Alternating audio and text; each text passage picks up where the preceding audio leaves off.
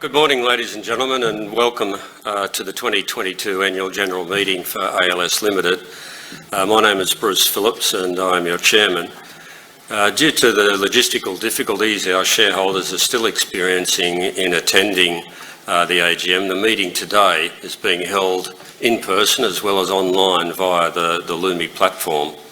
For those of you present in the room, we have a couple of housekeeping matters. Firstly, please ensure all your mobile devices are now turned into silent mode. And secondly, in the unlikely event of an emergency, please exit the building via the stairs at the rear of the room, whilst at all times following instructions of the hotel staff. All shareholders and proxy holders will have the ability to ask questions and submit votes, and I will provide more detail on that in a moment. I'm advised, ladies and gentlemen, that a quorum of members is present here today. I therefore declare the meeting legally constituted and open. Before proceeding with formalities, I'd like to introduce participants joining the meeting today. Firstly, the directors. Mr. Siddhartha Kadir is joining us via video conference from the USA today. He is an independent non-executive director and a member of the Sustainability and Innovation Committee, the People Committee and the Nominations Committee. Here in Brisbane, and starting on my immediate left, is Ms. Tony-Ann Dwyer, who is an independent non-executive director. She is chair of the People Committee and a member of the Sustainability and Innovation Committee and the Nominations Committee. Next is Mr. Charlie Sartain, who is also an independent non-executive director. He is chair of that Sustainability and Innovation Committee, and he's a member of the Audit and Risk and Nominations Committees. Then we have Mr. John Mulcahy, also independent non-executive director and a member of the People Committee, the Audit and Risk Committee and the Noms Committee. And at the end of the table on my left is Ms. Leslie Desjardins, who is an independent non-exec director. Leslie is chair of our important Audit and Risk Committee and a member of the Nominations Committee. And on my right is first of all Mr. Raj Naran, known to most of you. He's the Chief Executive Officer and Managing Director. And on his right is Mr. Michael Pearson, our General Counsel and Company Secretary. Also in attendance today is Mr. Luis Damasceno, our Chief Financial Officer, and our Head of Investor Relations, Mr. Cameron Sinclair, is moderating questions that will be submitted virtually during the meeting. We also welcome to the company's auditor here today, Mr. Brad Tozer from EY, and Mr. Gary Goldman from our legal advisory firm, Minter Ellison. They're both in attendance here today. Thank you. Ladies and gentlemen, as the notice of meeting has been sent to all shareholders, I will take it as read. The format and voting procedure for today's meeting will be as follows. First, we will have my chairman's address, followed by a presentation by CEO Mr. Raj Naran. We will then proceed to consider the formal resolutions and the financial statements and reports as outlined in the notice of meeting.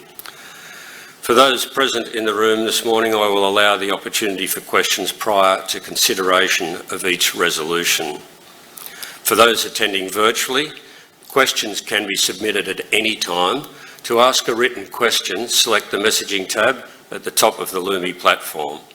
Type your question in the box towards the top of the page and press the arrow symbol to send. To ask your question verbally, please pause the broadcast on the Lumi platform and then click on the link under the heading Asking Audio Questions. A new page will open where you will be prompted to enter your details before being connected. You will listen to the meeting on this page while waiting to ask your question. Virtual attendees should note that while you can submit questions from now, I will not address them until the relevant time in the meeting, and they will follow any questions that might be received from people attending in person. Please also note that your question may be moderated, and if we receive multiple questions on one topic, they most likely will be amalgamated. Finally, due to time constraints, in the unlikely event we do run out of time, your questions will be answered in due course via email or posting responses on our website. Voting today will be conducted by way of a poll on all items of business. For those present, persons entitled to vote on the poll are shareholders, representatives and attorneys of shareholders and proxy holders who all hold blue admission cards. On the reverse side of your blue admission card is your voting paper, which details resolutions 1 to 7 being put to a poll. If you require assistance, members of Boardroom Registry Services are here today to assist you. Please just raise your hand at any point if you require assistance during the voting process. Poll voting cards will be collected once the formal business of the meeting has been completed. For our virtual attendees, in order to provide you with enough time to vote, I will shortly open voting for all resolutions. At that time, if you're eligible to vote at this meeting, a new voting tab will appear. Selecting this tab will bring up a list of resolutions and present you with voting options. To cast your vote, simply select one of the options. There is no need to hit the submit or enter button as the vote is automatically recorded. You do, however, have the ability to change your vote up until the time I declare voting closed. I now declare voting open on all items of business. For online attendees, the voting tab will soon appear. Please submit your votes at any time. I'll give you a warning before I move to close voting. Results of the polls will not be available until after the close of the meeting and will be announced on the ASX and posted on the company's website. Now to my Chairman's address. Ladies and gentlemen, the world continues to emerge from the profound impacts of the pandemic over the last few years. During that time, our primary focus has and always will be on the health and safety of our employees and the communities in which we operate. It has been very rewarding for the board to work with the management team to navigate the business through these extraordinary times and see us emerge from the pandemic in an even stronger position. FY22 saw our increasingly global enterprise deliver a record year in underlying NPAT. Revenue was up 18% to $2.2 billion. Underlying NPAT and dividends were up 42% to $264 million and 32.8 cents per share respectively, and the share price rose 36%. The results reflect the continued improvement of life sciences sample volumes and the ongoing strength of volumes and prices achieved in the commodity division, all of which was achieved despite global supply chain disruptions, inflationary headwinds and labour shortages. FY22 also marked successful completion of our most recent 5-year strategic plan. Despite the challenges and impacts from the pandemic, all targets were met, which highlights the strength and resilience of our business model and the capability of our management team to execute on strategy. Of particular note was the delivery of revenue growth of... I do hear a phone, hope it's not mine. Of particular note was the delivery of revenue growth of 73%, an underlying EBIT growth of 113%. Today, we announce a refreshed 5-year strategy that again plans for strong business growth, which is the next step in our evolution of becoming a global leader in the discipline of scientific analysis in pursuit of a better world for all. We have continued the trend of establishing aspirational yet achievable financial targets. Our aspirations are to grow annual revenues by 50% to $3.3 billion, to grow underlying EBIT to $600 million, and to maintain a minimum EBIT margin of above 19%. Revenue growth, both organic and through acquisitions, will continue to be driven by our life sciences division. The portfolio mix will rebalance with increasing contribution from life sciences and focus of capital and resources on core businesses. Our geochemistry leadership position remains important to the company, and the opportunities from the emergence of digitalisation and data are to be captured by our businesses. Our strong cash generation profile will see us maintain a cash conversion of greater than 90%, supporting our growth and shareholder return objectives. CEO Raj Naran will provide further insight into the refreshed strategic plan today and more detail at our Investor Day in September. Our approach to capital management has not changed either. We continue to target a strong balance sheet with priority for investment in organic growth, accretive acquisition opportunities and dividend payments, with any excess capital to be returned to shareholders, predominantly via share buybacks. While our net debt increased by $270 million in FY22, it was used to fund growth investments in new business acquisitions, such as our 49% stake in Nuvisan and our 100% stake in Analytical.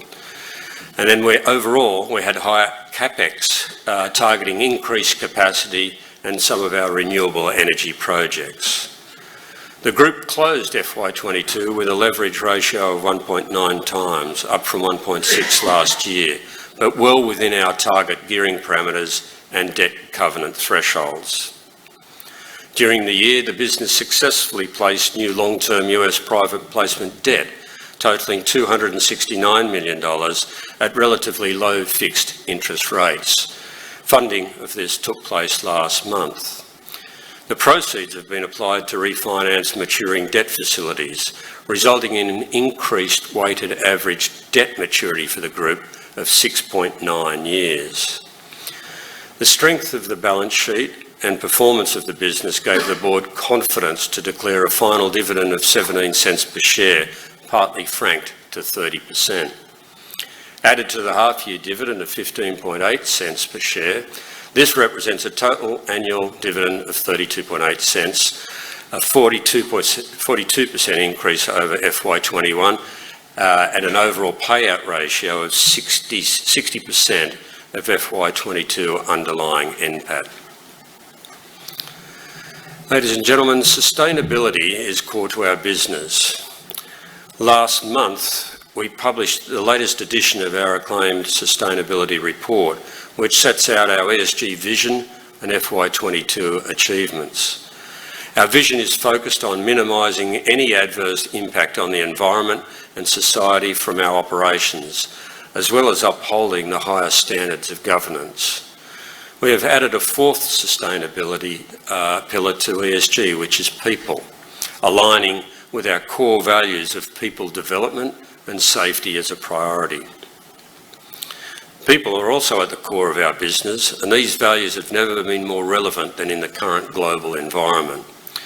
During the year, the group achieved a 15% reduction in carbon intensity, which is a significant step to meeting our long-term emissions reduction target of 40% in carbon intensity for Scope 1 and 2 emissions by 2030. This was achieved through investments in new solar PV systems. We increased the use of electric and hybrid vehicles across our fleet. We replaced more than 6,600 conventional lights with LEDs. And we purchased greater than 25% of our electricity needs from renewable sources. A commitment to the sustainable future for ALS operations is of paramount importance to all our stakeholders. We acknowledge our responsibility and role in participating in a more sustainable future, and as such have committed to be carbon neutral for our operations of Scope 1 and 2 emissions from FY23 onwards. We're also developing a roadmap that will see the business achieve net zero carbon emissions, which will be released later in the financial year. Also, as committed at last year's AGM, the company repaid all government subsidies received during the early stages of the global pandemic, demonstrating one of our key sustainability objectives of supporting the communities in which we operate. Turning now to remuneration. The board strives to deliver a balanced and measured set of remuneration outcomes that align with the culture, strategy and performance of the business, and the contribution, of course, of our global executives. As a result of the record underlying NPAT performance and against financial, strategic and ESG key performance indicators, the FY22 short-term incentive vesting outcomes for our key executives range from between 90 to 100% of the maximum opportunity, and that would be a record for the company too. Outperformance against financial targets, strong cash and debt management, excellent safety and sustainability outcomes, and consistent progress against key non-financial strategic objectives drove this deserved outcome. Due to the sustained performance against each of the 4 performance hurdles over the last 3-year period, the 2019 long-term incentive awards vested at 100%. Achievement of this result reflects a balanced and consistently strong performance against absolute earnings per share and return on capital employed measures and relative total shareholder returns and EBITDA margin measures. Looking forward, as a result of the increased scope of the key management personnel roles, as the business further moves to a globally aligned structure, and in recognition of continued market demand for our senior executives in the industry internationally, but most importantly following external benchmarking across relevant industry and geographic peers, the board has approved the following changes to our KMP remuneration framework commencing in FY23. Firstly, for the CEO, there will be no fixed remuneration increase, but there will be an increase in the STI opportunity from 60 to 70% and an increase in the LTI opportunity from 100 to 150%. For other executive KMP, an increase in fixed remuneration ranging from 3 to 15%, an increase in the LTI opportunity from 60 to 110%, but no change to the STI opportunity, which remains 60% at target. So our focus is on at-risk remuneration outcomes. The board believes that these changes align executives with shareholders by rewarding long-term value creation, whilst providing market-aligned incentives to retain our talented management team. We will continue to review both STI and LTI targets to ensure they remain challenging and are aligned with our strategic objectives. The non-executive director fees have also been increased by 5% in FY23, noting that there's been no increase since 2019. As a result of the increased complexity of our global business and associated workload of directors, the board will be increased in size by 1 director from FY23. In conjunction with appropriate overlapping of non-executive directors associated with board succession plans, we are seeking shareholder approval at this meeting to increase the fee cap pool from $1.65 to $1.9 million.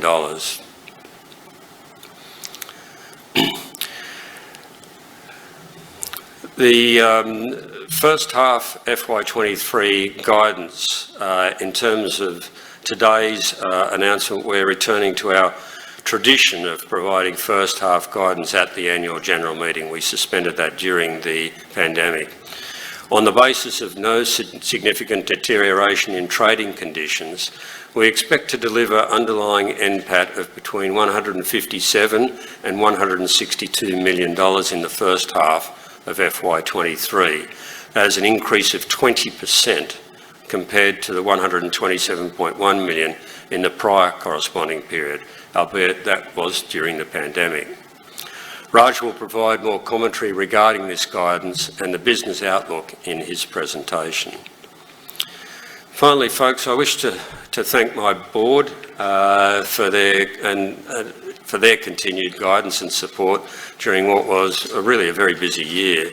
I'm sure that you will also join with me in thanking the management team and indeed all of the talented and dedicated people across our business for their hard work and dedication during difficult times. But most importantly, I wish to thank you, our shareholders, for your continued loyalty and support. It is appreciated. I'll now hand over to Raj, who will provide further detail on the FY22 operational performance, more on the outlook for the first half of FY23, and to expand on the new 5-year strategy for the group. Thank you.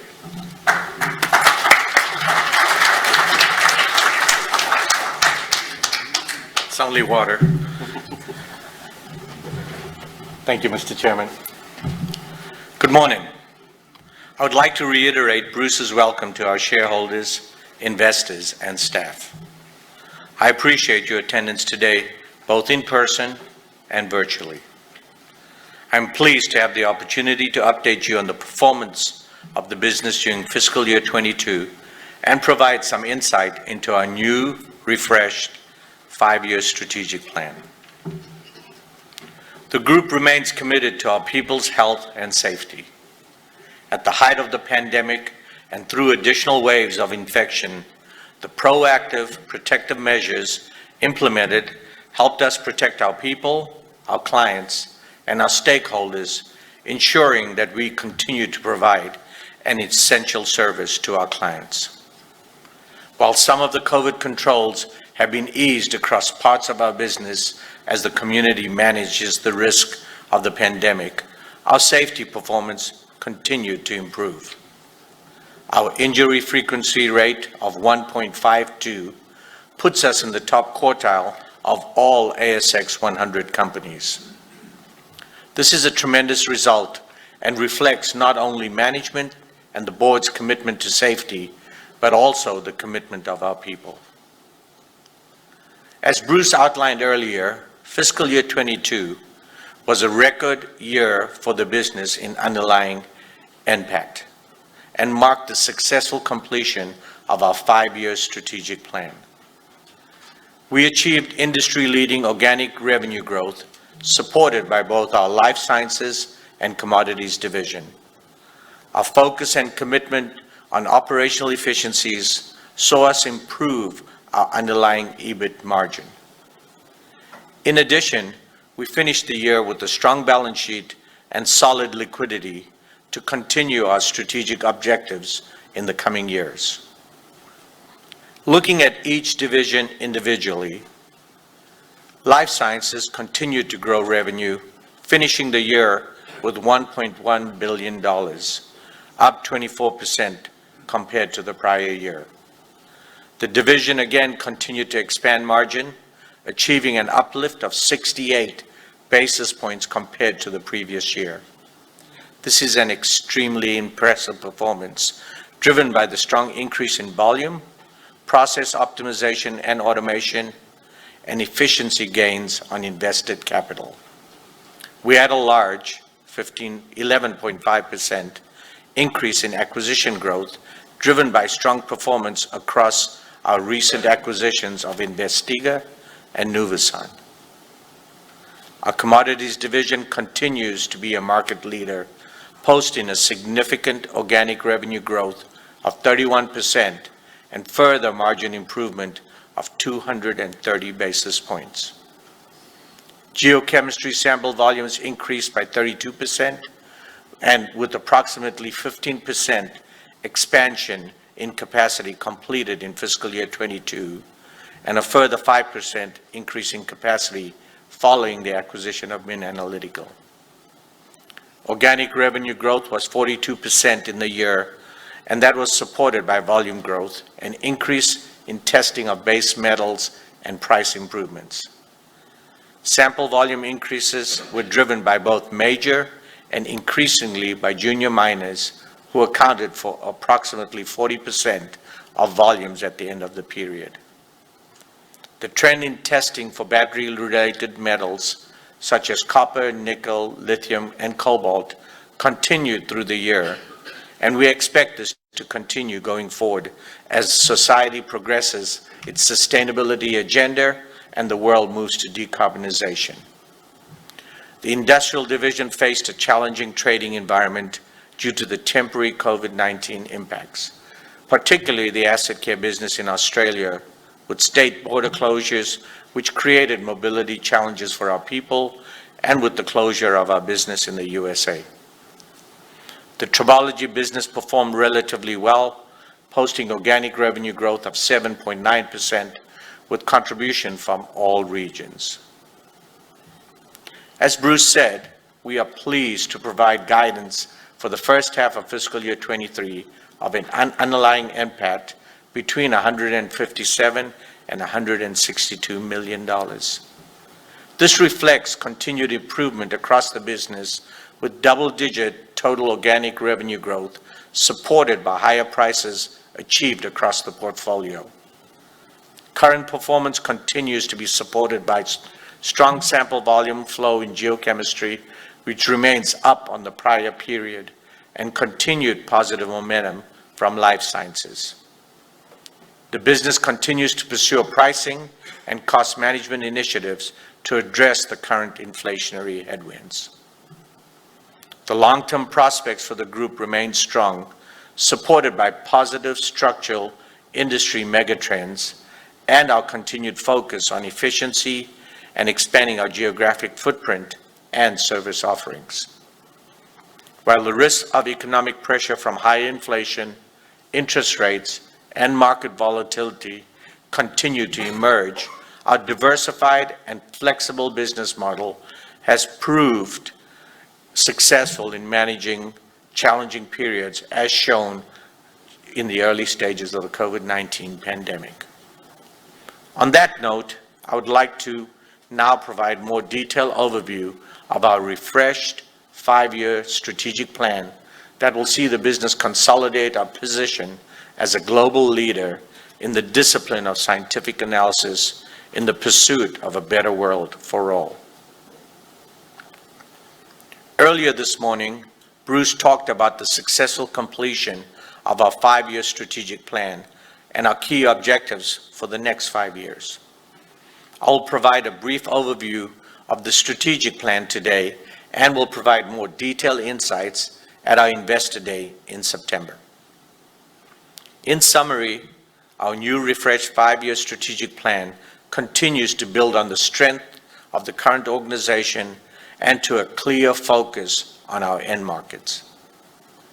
At our very core, ALS is a technical testing services company, and it is what we do best and provides us with the significant market growth opportunities in key markets that our business are aligned with. Our vision, mission, and values that guide the board, our employees, and I have remained unchanged. These are our beliefs, how we interact and treat others, and most importantly, how we conduct ourselves.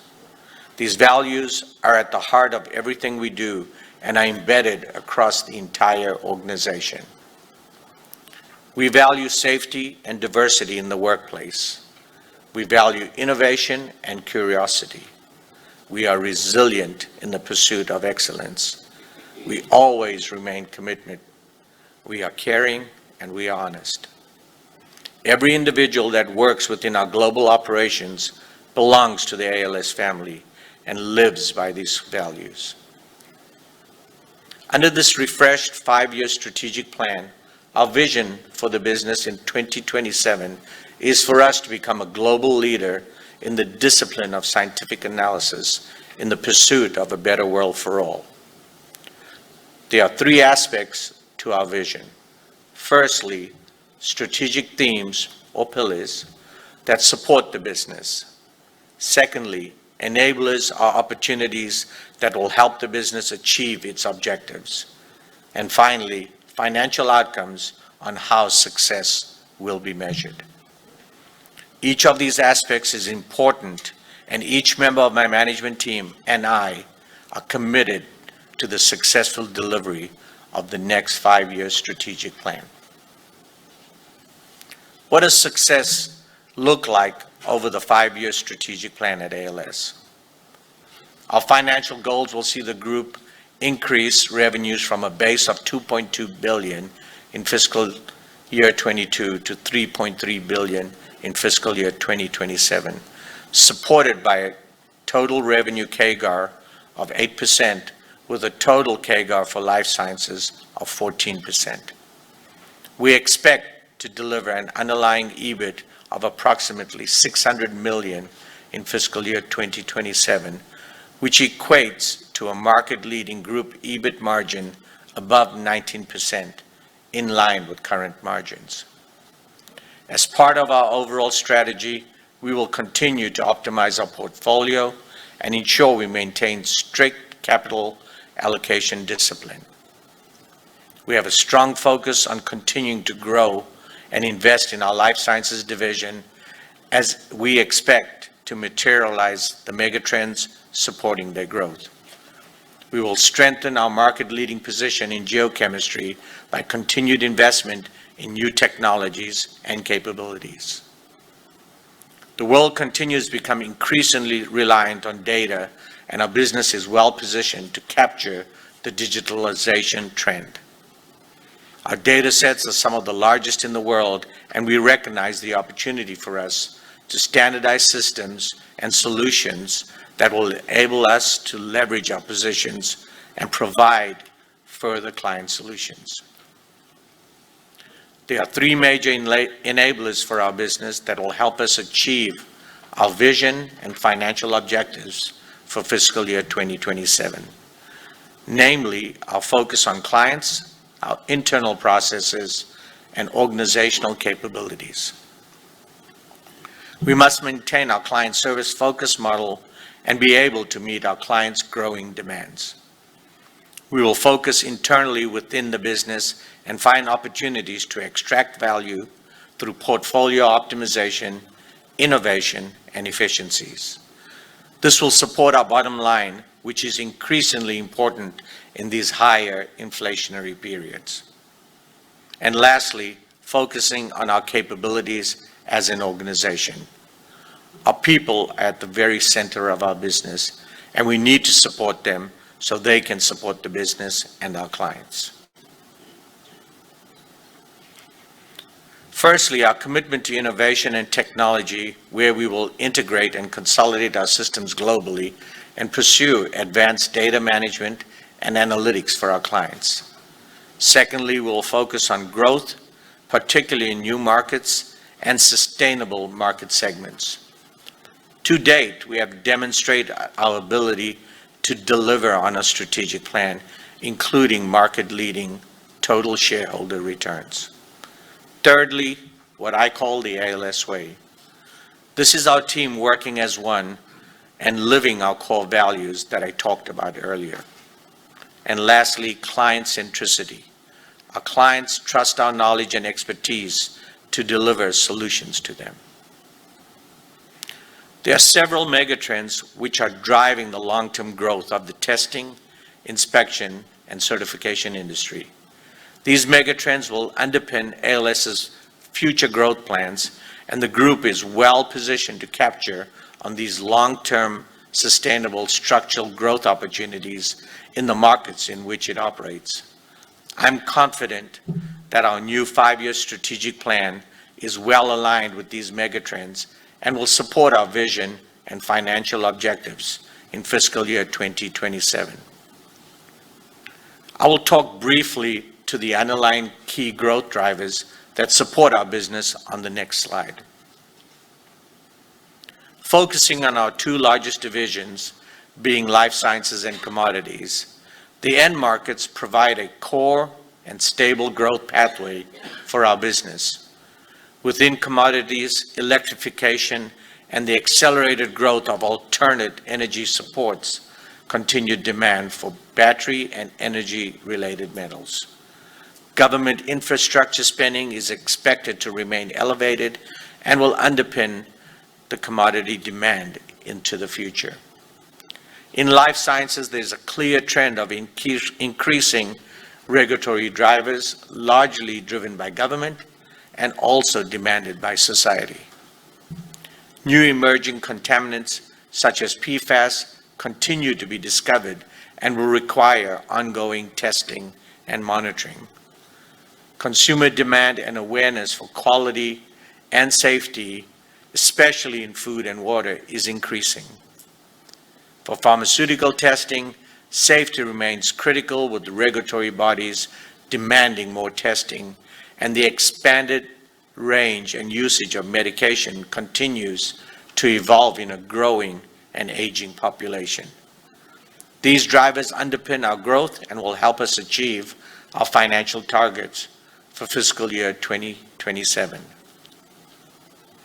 As part of our 5-year strategic plan, we are committed to working together towards a safer, healthier, and cleaner world to build a sustainable future for our employees and communities, inspired by science, innovation, and a value-driven culture.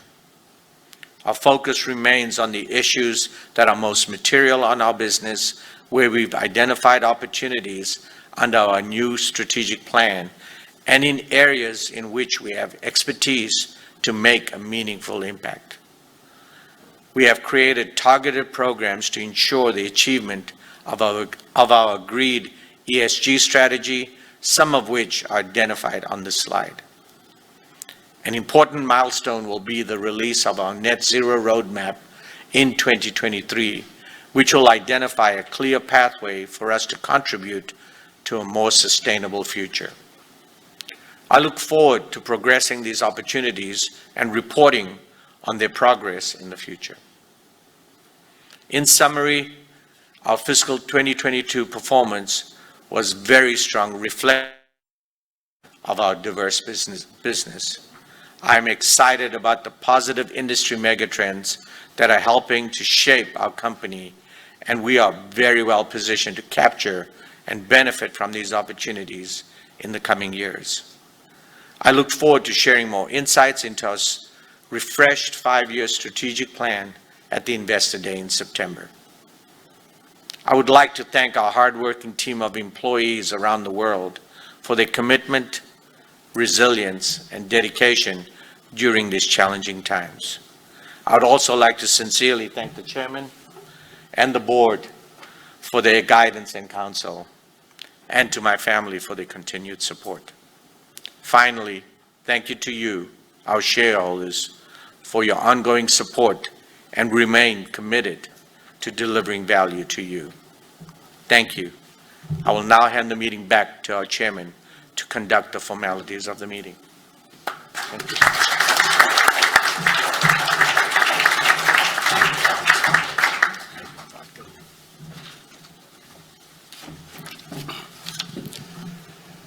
Thank you, Raj. We now move to the formal part of the business. I'm just waiting for the order queue to catch up. As I mentioned earlier, voting is open on each of the resolutions. I remind you that you have the ability to change your vote up until the time I declare voting closed.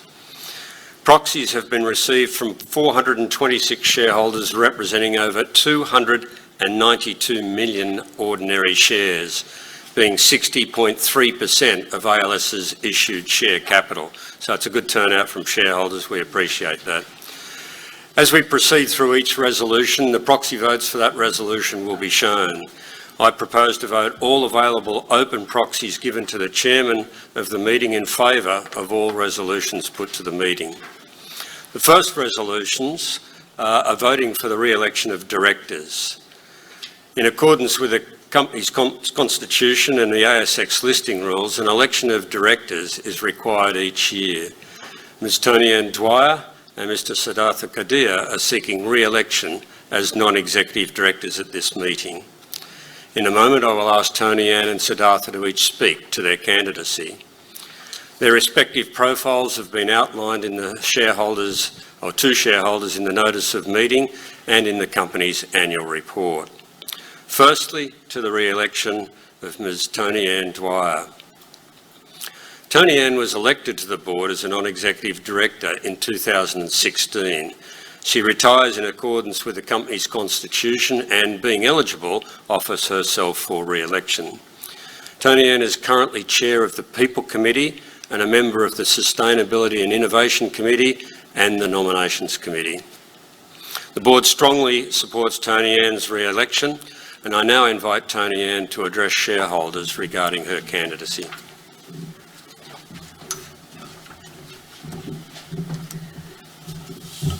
Thank you, Bruce, and good morning, ladies and gentlemen. It's been my honour and privilege to serve on the board of ALS for the last 6 years, and over that time to guide and support the management team as they've grown the business globally and delivered some outstanding results. We all bring different skills and experiences to the board of ALS. In my case, a career in investment banking in the UK, helping companies with strategy development and corporate activity, was followed by the hands-on experience of building a property fund management business focused on social infrastructure. Since returning to live in Australia, I've built a career as an independent non-executive director. In addition to ALS, I currently sit on the board of the Dexus Property Group, from which I will retire in October, Oz Minerals and Instech Pivot. All up, I now have over a decade of experience as a director to bring to our board. At ALS, I've been the chair of the People Committee for the last 3.5 years and also serve on the Sustainability and Innovation and Nominations Committees. In addition, I attend the Audit and Risk Committee meetings, as it's our practice for all directors to attend and contribute to all committee meetings so that we can all be across all of the issues. Over the last year, the board's been particularly focused on the development of our new 5-year strategic plan, which Raj has already spoken to you about, on our carbon reduction plan, and on the acquisitions we've made, most notably Nuvisan, Investiga and Analytical. In the People Committee, we focused on the continued evolution of our remuneration framework to ensure that it enables us to attract and retain high-calibre executives we need to drive the performance of the business. Bruce has already outlined the changes we've implemented for the current year, and I will be grateful for your support for our remuneration report later in the meeting. We've also continued our focus on programs to support the development of leaders across the business, and in particular, our women leaders. I'm delighted with the progress we're making through our RISE network to highlight our talented female employees, and for the other programs we have in place to support inclusion and equity across the business. And this includes a mentoring program matching our high potential women leaders with our most senior executives. And I'm pleased to say our executive team has embraced that with enthusiasm. I take my responsibilities as a director in your company very seriously. I seek to bring an independent mind to our discussions, to be curious and to challenge constructively. If re-elected, I will continue to bring my enthusiasm for the business and its people to bear to support its continued success and your prosperity as shareholders. Thank you for your support for my re-election.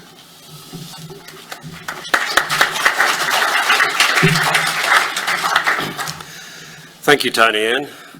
Details of the proxies received for the resolution to re-elect Tony Ann are up on the screen.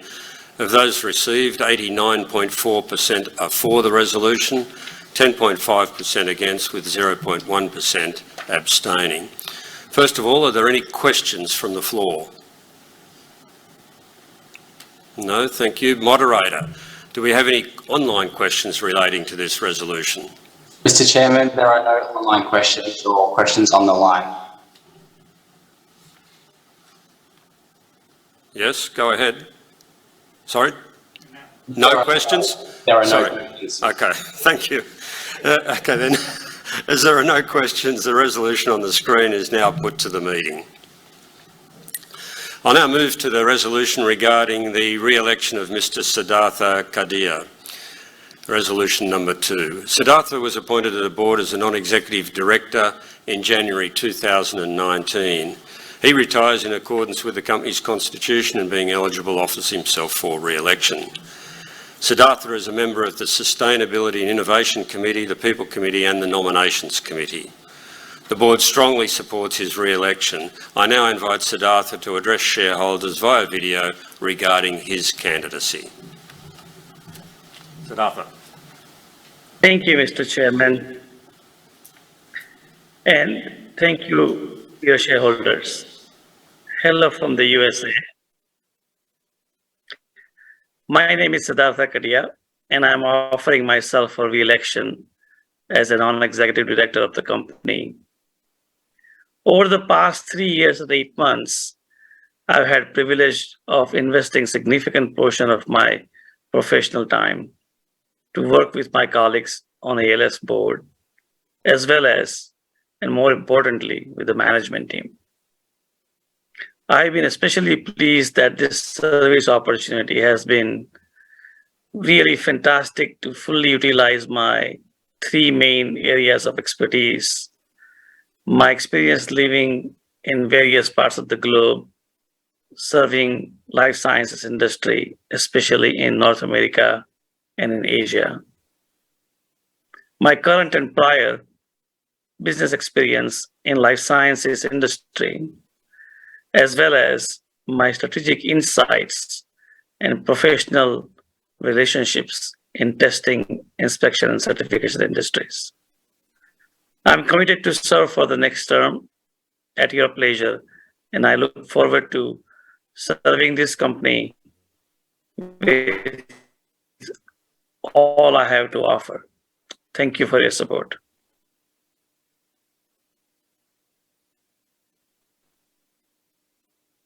Thank you.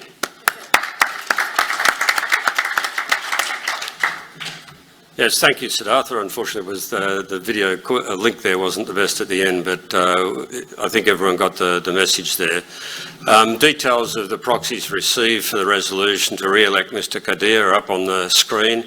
Of the proxies received, 66.7% are for the resolution, 33.2% against, with 0.1% abstaining. Are there any questions regarding the resolution from the floor? We have one, the lady near the centre aisle, please. Thank you. Good morning. I'm Kelly Buchanan from the Australian Shareholders Association.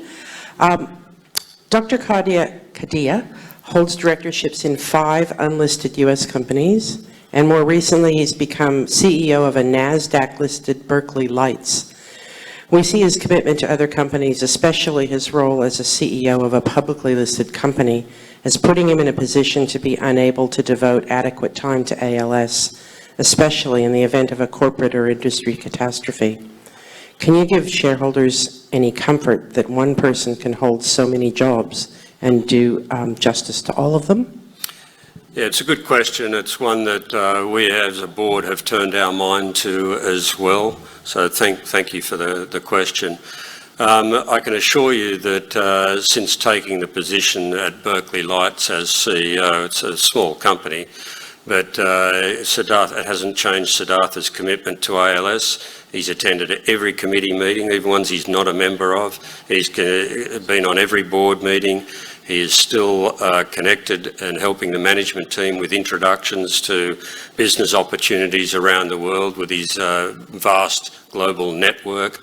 He also brings a level of expertise in what I call adjacent industries for ALS as core industries or core business streams as well, which allows us visibility to determine where we might grow laterally at some time in the future.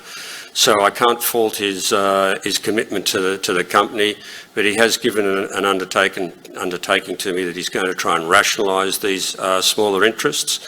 He just notified the board yesterday that he's come off one of those boards already, and so he's got all of that in progress, and I think you'll see some changes over the next year in that regard.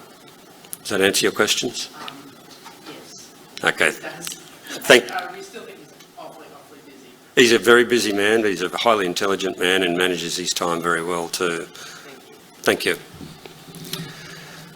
Okay, moderator, are there any online questions on this resolution? Yes, Mr. Chairman, there is one question in 2 parts from Stephen Main. The first part is, did any of the main proxy advisors recommend a vote against any of today's resolutions?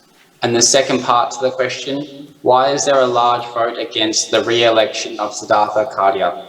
Right. Okay, first of all, I think the major proxy advisors, or each of the ones that we spoke to, I think Ownership Matters, AXI, and there was one other, Tony Ann? ISS, thank you. All voted in favour of his re-election.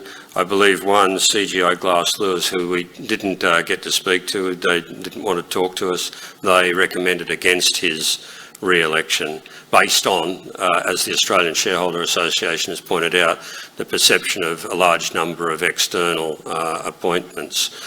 But yeah, we've talked to most of them, and they were quite supportive in the end. The second part of the question, sorry, Cameron. Why is there a large vote against the re-election of... Okay, well, I think that's already been answered by what I said as well. It's obviously the perception that he's got too many external appointments.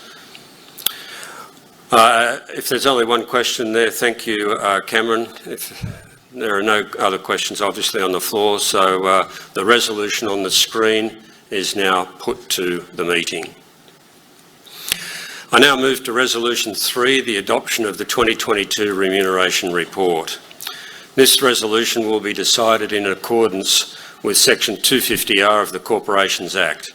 It should be noted that the vote on this resolution is advisory only and does not bind the directors or the company.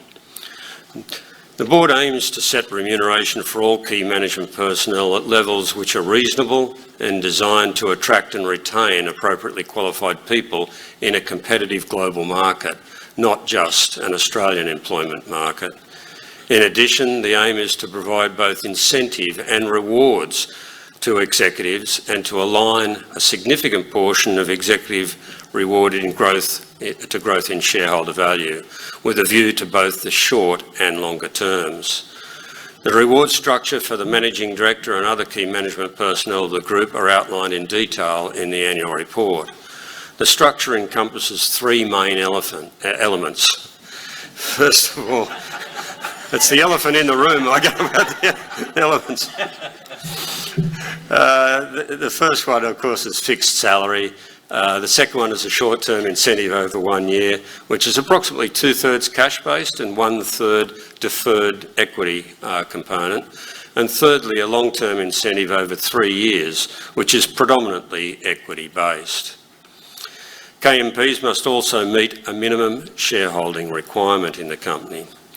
The directors believe that the approach taken by the board in relation to at-risk remuneration and the outcomes for executives in FY22 are fair and appropriate and ensure there is a correlation to company performance and shareholder outcomes, especially given the difficult challenges faced during the year.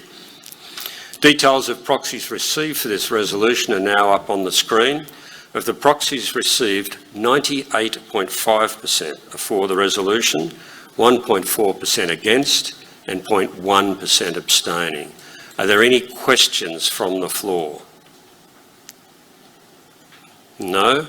Thank you, Moderator. Are there any online questions on this resolution?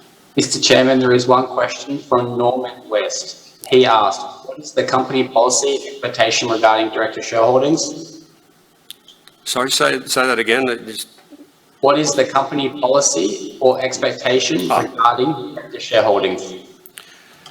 The shareholding for directors, we have a policy that we require 1 year's directors' fees after tax to be invested in ALS shares, and they have a 3-year period to achieve that from their date of first appointment. Cameron, any other questions? There are no other questions. Okay, thank you. As there are no more questions, the resolution on the screen is now put to the meeting. The next item of business is Resolution 4, the approval of an amendment to the Constitution by reinsertion of Clause 25. The proposed amendment is designed to allow shareholders to receive proper value for their shares if a proportional takeover bid is made for the company. It will require a shareholders' resolution to be passed to approve any takeover bid, and before any shares sought to be acquired under the takeover are transacted.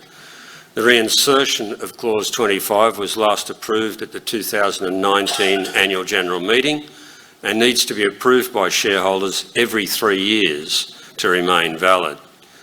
Details of the proxies received for this resolution are now up on the screen. Of the proxies received, 99.4% are in favour of the resolution, 0.5% against with 0.1% abstaining. Are there any questions on this resolution from the floor? No. Cameron, do we have any from online questioning? There are no questions online. Okay, thank you. Pretty clear then, as there are no questions, the resolution on the screen is now put to the meeting. Next item of business is Resolution 5, the approval for an increase in the total fee pool of approximately $250,000 for non-executive directors. Ladies and gentlemen, ALS is a rapidly growing company with increasing scale and global complexity. The main reason for the resolution is to allow the board to increase its size by one extra director to bring additional expertise and share the workload associated with the company's growth. The fee pool increase is also required for strategic flexibility in succession planning to allow for overlapping terms for directors as ALS progressively appoints future non-executive directors, both domestically and internationally. Details of the proxies received for this resolution are up on the screen. Of those received, 98.6% are for the resolution, 1.3% against and 0.1% abstaining. Are there any questions on this resolution from the floor? No, thank you. Cameron, any online questions, please? There is one question online, Mr. Chairman. This question comes from Dream to Achieve Proprietary Limited, and they have asked, the 2010 share price is higher than today, so why are shareholders being asked to pay more for items 5 and 6 when performance over the long term is worse? Okay, so items 5 or 6 are relating to remuneration. Look, I don't want to debate whether 2010 was a higher share price or not. There's some different views on that. But what I can say is that the performance of the management team and the board associated with that, of course, in the last 5 years has been very, very strong. And it's a bit tough if someone doesn't think the management team should get rewarded when the shareholder has been rewarded by a 42% dividend increase, for example. But look, just to correct the record, the reason why it may have been a high in 2010 was the commodity cycle was very strong during that period. And also it was before the company had a share split in 2012. So there was issue of a lot more shares in 2012. I think it was a 1-for-5 share split. It was before my time, but that's what the records show.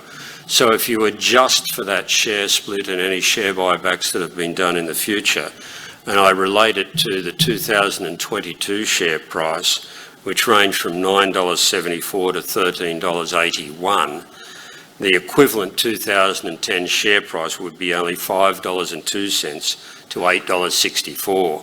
So it just shows you how statistics can probably give you a false view of the situation.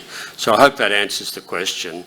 But the overall principle here is that people get rewarded. Our management team gets rewarded if indeed they have good performance.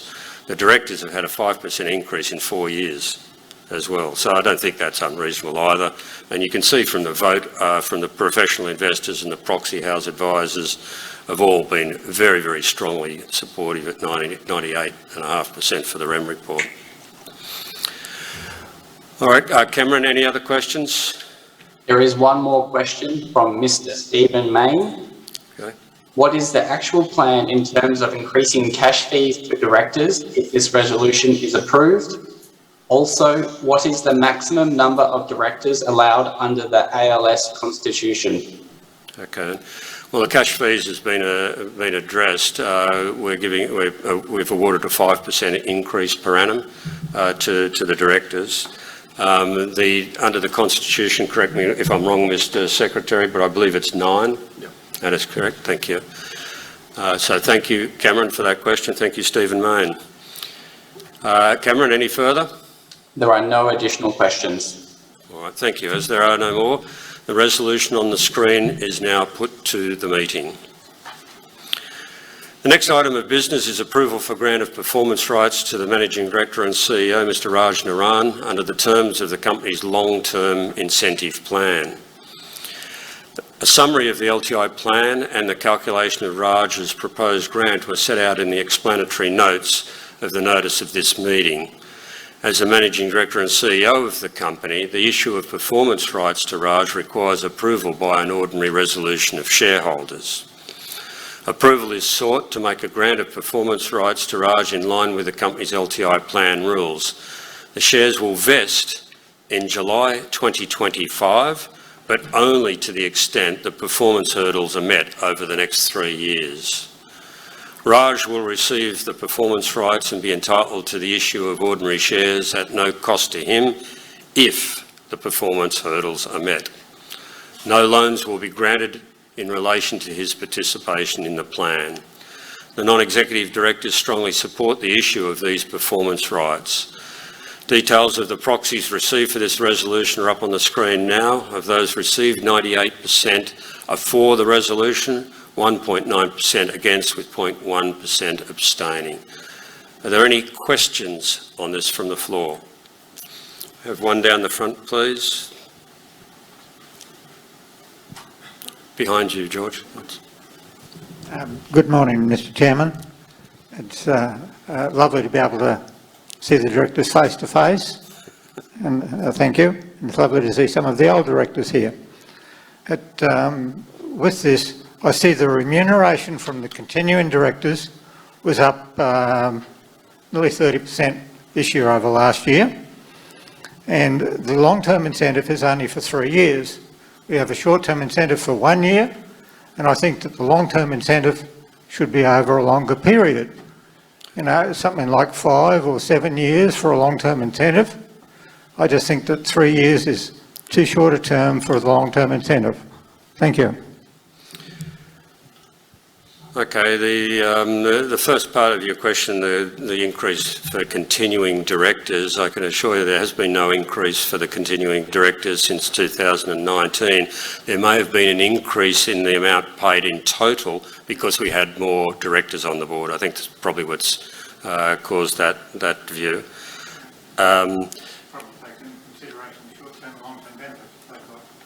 Yeah, the directors don't get any long-term benefits, except apart from the executive director, the CEO. But the non-executive directors don't get any long-term incentive payments whatsoever. We do get a contribution to superannuation, but that's a statutory requirement. In terms of your suggestion that the LTI plan should be over a longer period than 3 years, I think you mentioned 5 to 7 years. Yeah, look, we've looked at that as well. It's not a unique suggestion. We have to, as directors, have to balance what is going to be attractive also for us to attract the best talent in the world, not just in the Australian sense, but in the global sense. And so that 3 years is where we've landed. It's a judgment call. There's no right answer to this. But we know that the shorter the LTI vesting period is, then that in turn gives you better capability of attracting the best possible people because they like to get something quickly, not wait 7 years to get something. So that comes into the equation as well. But I can assure you we've had a very robust discussion at board level about this, and if we were to extend it, it wouldn't be to 7 years, I can assure you. And but we'll talk about it again next year, and Tony Ann will put it on the People Committee agenda to discuss it at your suggestion. Yeah, yes, there are other ways of doing that, of course. Yeah. That's the benefit to the company. Yeah. That you're getting good staff, you're paying good money to stay longer, rather than, hey, we've got our bit now, we'll go somewhere else. Yep. No, that's quite right, and don't worry, we've talked about that as well. You're not telling us anything we haven't considered, but it's again, it comes down to a judgment call. But we value your opinion, George, so we'll go and consider it again. Any other questions from the floor? No? Okay, Cameron, do we have any online questions? There are no online questions at this point in time. Okay, thank you. As there are no more questions then, the resolution on the screen is now put to the meeting. The final resolution is Resolution 7, approval of financial assistance in relation to the acquisition of Analytical Laboratory Services in December 2021. The reason for seeking this resolution is detailed in the notice of meeting, but essentially the company is required to seek shareholder approval to allow Analytical to provide financial assistance in the form of guarantees in connection with the acquisition by ALS, and that has to be done in accordance with the Corporations Act.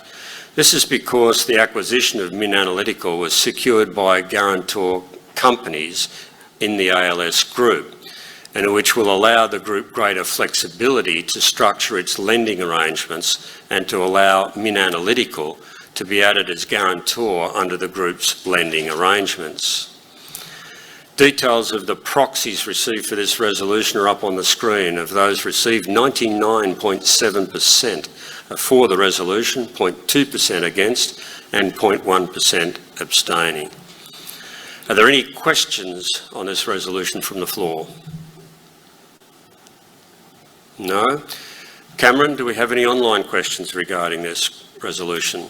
Yes, Mr. Chairman, there is one question from Raymond Logan, and he asked, would the auditor comment on the Analytical financial assistance? Are there hidden debt associated in the acquisition, and has it been profitable? Diane, may we have the microphone for Mr. Tozer, please? Chairman, I thank the shareholder for the question. Certainly as a result of our procedures, we're not aware of any hidden debt. The only debt that came with Analytical was disclosed in Note 5A to the financial statements, which are its lease liabilities.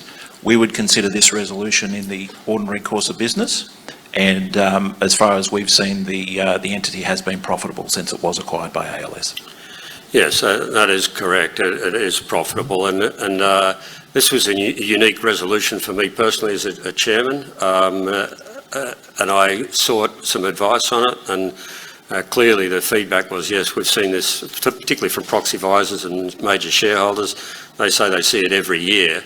Essentially, it just arises out of peculiarity of a perceived conflict of interest, because the banks have provided debt funds to help ALS to acquire Analytical.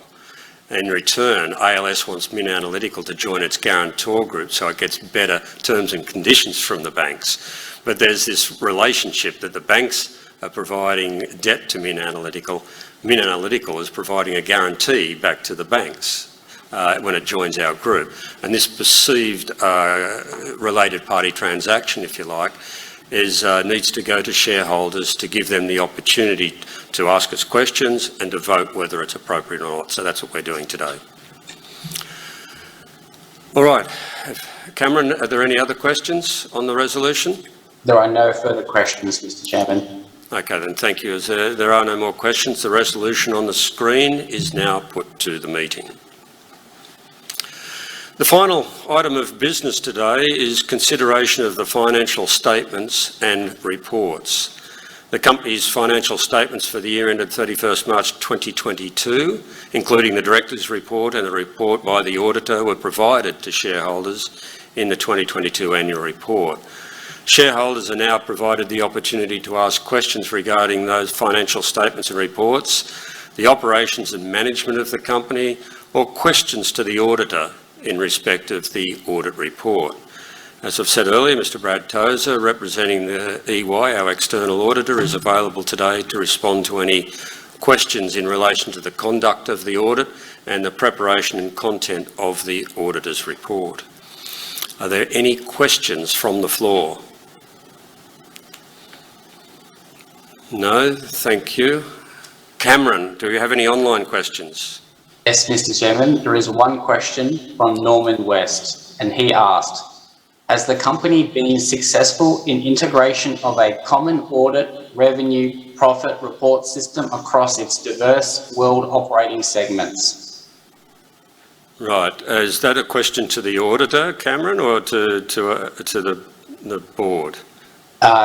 to the board, but I think the auditor would be appropriate. Yeah, I think it's more appropriate for the auditor to answer this one. It's dealing with their business. Chairman, thank you to Mr West for the question. Look, as part of our audit procedures, we test the ALS Global Group right across the group. So Ernst & Young is the appointed auditor right across the globe for the group. As part of our work, we have teams in all of the material locations working under common instructions as it relates to the accounting policies and the formation of the financial statements. All of those teams report through to me as the lead audit partner. The group does not have a consistent ERP platform across the globe. However, it is undertaking a project and is significantly advanced in achieving that outcome. But, Chair, I guess in summary, I can confirm that we have tested that there are common accounting policies, common reporting packs, which all come up into a common set of financial statements, which are here today before the meeting. Thank you, Brad. And I think it has greater weight for an external auditor to be making that statement than the board. Cameron, do we have any other questions online? There are no other questions, Mr. Chairman. Okay then. Ladies and gentlemen, as there are no more questions, that can... Oh, sorry. Are we asking general questions after this? No, this is general question time. Sorry, we have one more question then on the floor. On your left, George. Thank you. Mr Chairman, you were talking before about the share buyback. You've recently reintroduced the dividend reinvestment. Is that going to continue? I noticed that when the share price was low, that you cancelled it. When the share price went up, then it was reinstated. I'd been in dividend reinvestment whenever it was available, missed out on getting shares when the share price was low, then the share price goes up, so we don't get as many shares. Is it the dividend reinvestment going to continue? You've got a share buyback, they sort of counteract each other. What is the company policy? Thank you. Okay. I might just make the observation first of all, George, that when the share price is low, you can still buy shares. And you can reinvest your dividends that way if you wish. But look, when we have a share buyback in place, there's a conflict of interest if you have a dividend reinvestment plan as well. You're buying back shares and then you're issuing shares at the same time. So, yeah, but the policy is that when we have the share buyback, we won't have the DRP in place. All right, we've got one. Sorry. Are you going to have a share buyback or are you going to have a dividend reinvestment? What's the future in the next couple of years? Well, that will also depend on where the share price is, what valuation we put on the company internally ourselves, and turn around and say, all right, we think that the share price is way too low. We should deploy some of our capital efficiently and buy back the shares. But if the share price is running ahead, like it might be in a Tesla type situation, let's say, there's no way we would buy back shares under that scenario. So we'd pay higher dividends and we'd have the DRP in place. Next, we have a question from the Australian Shareholder Association. Yes, this is a question about communication with shareholders. The ASX recommends the company should disclose a board skills matrix, setting out the mix of skills that the board has or is looking to achieve. What you call the board skills matrix currently in your corporate governance statement looks to me more like a list. And your shareholders really can't tell which directors have these skills, whether all of them have all of the skills or none of them have any of the skills, which is unlikely. But we would be delighted if you could create a true matrix showing which directors have which skills and hopefully publish it in the annual report rather than a little bit buried in the corporate governance statement. All right. Okay. Well, thank you for the suggestion. I might also make the observation that the skills are known for each of the directors when they're first appointed to the board. They're outlined in some detail. There's generally a short description of directors too in the annual report, but it's not detailed. I agree with you. Yeah, there is, yeah, but we'd like But we to do that. We go through, we evaluate it every year through that corporate governance statement, but we can have a look at expanding the information provided. Yeah, a picture is worth 1,000 words, really. I'm not the prettiest person. No, not a picture of you. More a matrix, a graph. Yes, indeed. I'm sorry, I was being a bit facetious. No, that's good. Very good. We will take that under consideration Thank for you. next year. Thank you. Any other questions from the floor? No, and Cameron, has any more come online? Mr. Chairman, there are several questions related to other matters. Are you happy to discuss those now? Yes, please. And I thought I was getting out of here. Your first question comes from ABM Proprietary Limited, and they've asked, on 5th of March 2021, ALS Limited purchased Investiga Group. Has this purchase been profitable? Is it as profitable as expected? Yeah, look, I think the short answer to that is yes, it has been profitable, and I think it's performing at least in line or exceeding the business plan that we had for it. So we're very, very pleased with the investment we've made in Investiga, and indeed the broader acquisitions that we've made over the last 3 or 4 years. We've really tightened up the acquisition parameters and the due diligence work that we do on all of our acquisitions, and I think it's showing that virtually all of the acquisitions we've made during that period have been making positive contributions. Next question, please, Cameron. Your next question comes from Norman West, and he asked, with regards to cyber risk, what does the company consider to be the greatest risk area and what precautions are in place? This one gets my award for the best question today. It's a really interesting one. Thank you, Norm. Our biggest risks are really around the data that we store for our clients. We have massive amounts of data that we store, not just for them, but for future use in data analytics, in giving good analytical solutions to our clients and customers. And there's also, I think the other risk is to any penetration of our laboratory information management systems as well. So they're big risks for the company. Now, what do we do to mitigate that? First of all, we set up a perimeter defence around ALS's cyberspace, so that we have a global provider, external provider, I think it's BT, British Telecom has done it in the past, to monitor all incoming cyber traffic. And so they act just like a Telstra would in Australia, protecting your emails as they come into your cyberspace. So that's the first line of defence. The major risk that we have is on emails coming into our cyberspace and malware attached to or on attachments or links and the like. Now that is something that we proactively train our employees to watch out for. We have good training in that regard. We also, on any incoming emails from an external, not an internal source, we have yellow warning signs that come up on those emails to tell our employees that, hey, treat this with extra care because it could be dangerous.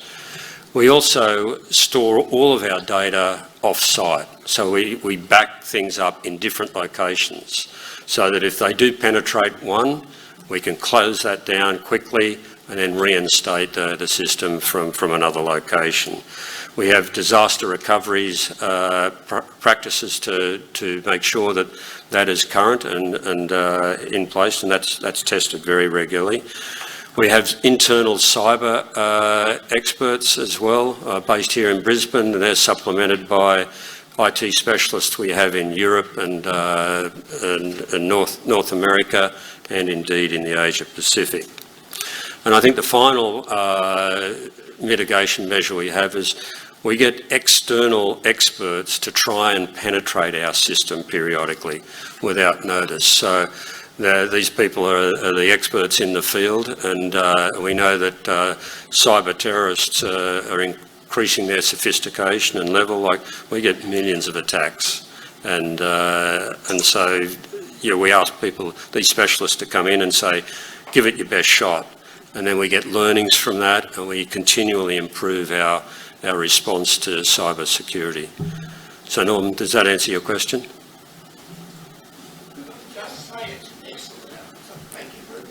Very good, thank you. Cameron, next. Your next question also comes from Norman West, who asked, why do questions go to and not the company? Sorry, say that again, not?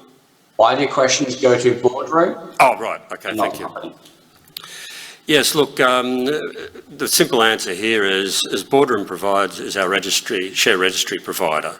And if we get questions straight to the company, we've got to then send them to Boardroom, who will check that they're a bona fide shareholder and give that validation back to us, and it's recorded so it can go onto a system like we're using here today. But every response, every question that they get comes through to the company anyway. So it's just for ease of administration. Cameron, next. Your next question comes from Stephen Main, who asked, please comment on why there is a 10.5% vote against Tony Ann Dwyer. Did CGI Glass Lewis also recommend against her re-election on workload grounds, or was there a different issue? Well, CGI Glass Lewis didn't share their proxy report with us, I guess because we don't pay them for it. So I don't know the real reason behind that 10% vote. It could also be we had some feedback from shareholders saying that we don't have enough female participation on the board, and so a touchy point with us. We know that, but there's things that have got to be done about it. But there was one shareholder that said a proxy advisor. I don't know if it was CGI Glass Lewis. I didn't see it in the other reports. That's recommended to shareholders to vote against any director up for re-election if you don't have over 30% female participation on the board. And the bizarre part about that, in my mind, is that why would you vote against a female director if you want a greater female participation on your board? It just doesn't make sense. So a bit of a mixed message there, but I want to assure all of our shareholders, wherever they are, that the board is trying really hard to increase its gender diversity, not just the board, but in the senior management team as well. We're just going through a process looking for a European-based non-executive director, and I've made sure the person that is in charge of the organisation is a female, the person leading the search is a female, and the person doing all of the detailed research is also female. There's not one male on the external party's search process. So we're trying to make sure there's absolutely zero bias in this, but I would also make the observation that the best business outcomes come from diversity of thinking. It's not just gender diversity that counts. And we have a policy at ALS that the best person gets the job. And the two females sitting up here on the board, in the front row with us here today, they're here because they're the best possible people that we can access as a board in their fields of expertise. And we'll continue with that policy because it's giving good business outcomes. But do we want more female participants? Yes. They're easier to get in some professions than others. For example, the commodities industry was my background as a very male-dominated industry. It has been for many, many decades. So to get really senior people is difficult. Senior female candidates is really difficult. In the financial side of the business, though, there are quite a few of really good female candidates. So that'll be an area, and Leslie is on the chair of the Audit and Risk Committee. So that's not easy. It's not one simple policy fits every company.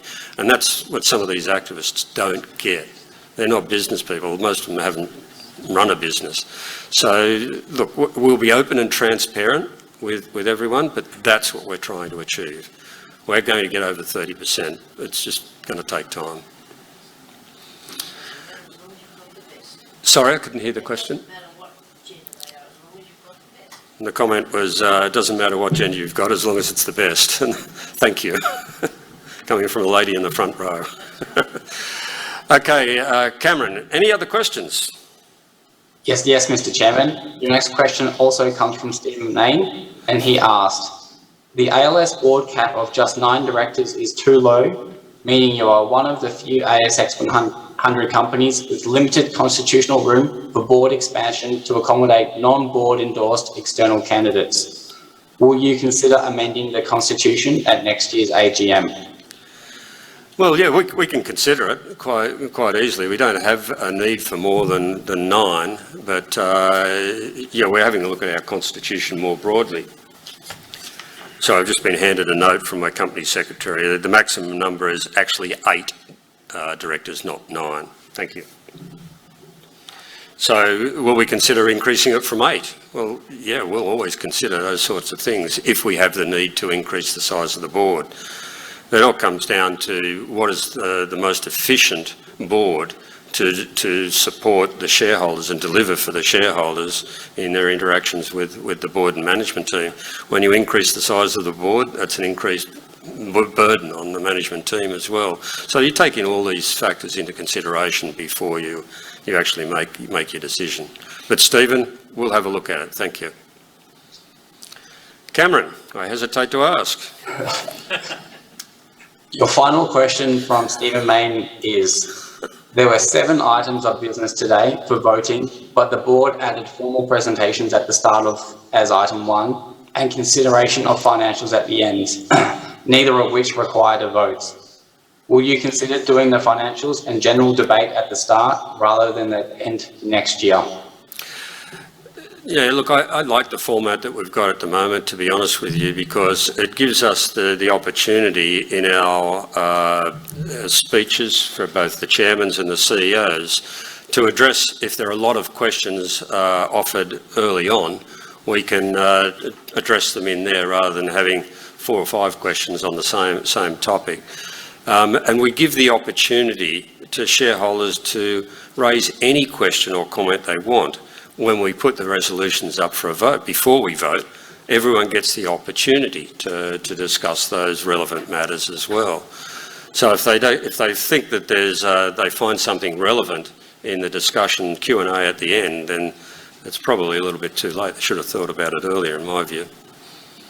So, Stephen, I'm not with you on that one. Okay, Cameron. Your final question for the day comes from Sally Malik, and she asked, congratulations on the company's continued sound result. The sustainability report continues to show insights, and I note the core value of curiosity. How does the company support staff who exhibit curiosity and offer ideas that may help the company, grow and prosper? Well, that's a good question. We have what we call a Sustainability and Innovation Committee, and we actively encourage new ideas coming from the company. But I think, Raj, this is probably a question best answered by you about what you go through with people coming in with curiosity, new ideas, etc. Yeah, is this working?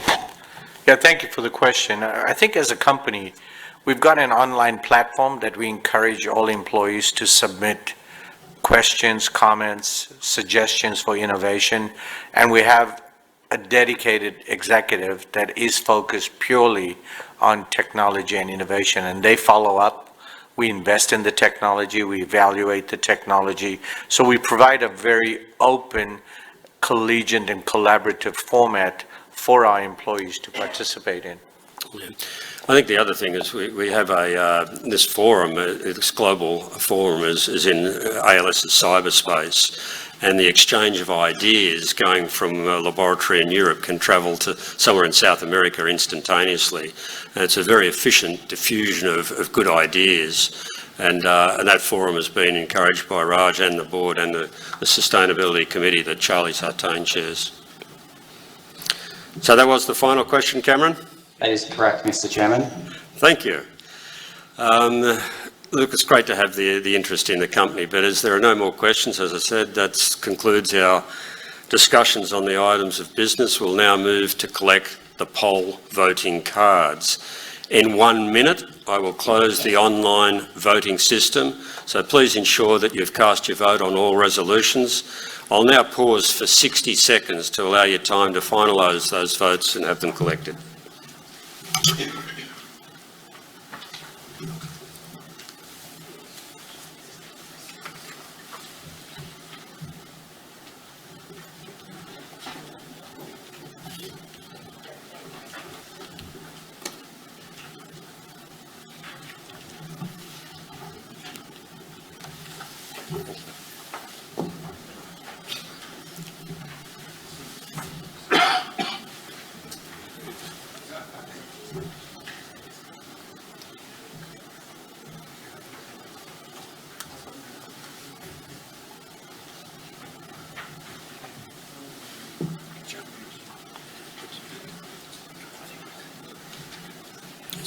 Still clear.